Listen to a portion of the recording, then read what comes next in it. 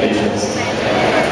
Kung manalo ka ngayong gabi, ano isang bagay na pwede mong ipagmalaki sa bayan ng San Antonio, hindi lang sa buong Nueva Ecija, kundi sa buong Pilipinas?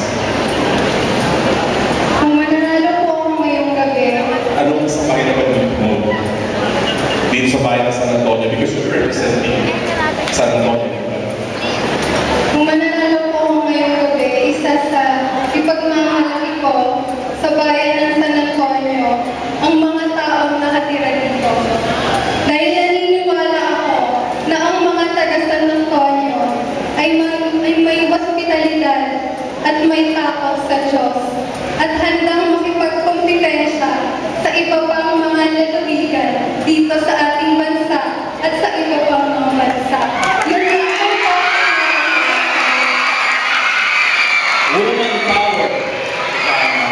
Thank you very much.